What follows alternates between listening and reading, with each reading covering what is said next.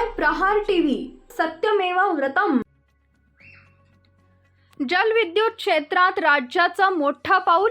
जीएपएक्स फुल plate 1,89,000 कोटींची गुंतवणूक, 62,000 रोजगार निर्मिती अपेक्षित। जलविद्युत निर्मितीसाठी सामंजस्य करार, 7 कंपन्यांसोबत करार।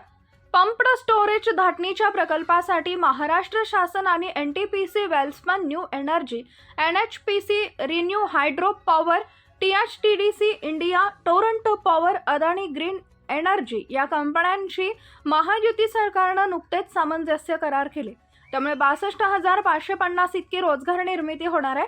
उपमुख्यमंत्री देवेंद्र फडणवीस यांच्या पुढाकाराने हे विक्रमी करार करण्यात आले असून त्यातून 35,240 मेगावॅट वीज निर्मिती होणार आहे।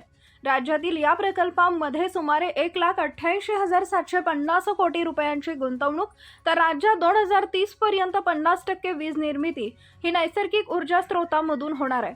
या करारांमुळे शाश्वत वीज निर्मिती आणि अर्थव्यवस्था वाढीस मोठा हातभार लागणार आहे। राज्याची एकूण वीज निर्मितीची स्थापित क्षमता 46,000 मेगावॅट असून 40,870 मेगावॅटचे पंप्ड स्टोरेज क्षेत्रात वीज निर्मिती करार झाल्याने हरित ऊर्जा क्षेत्रात राज्याचं हे मोठं पाऊल आहे। राज्यात सौर ऊर्जा निर्मितीतही लक्षणीय वाढ होतीये।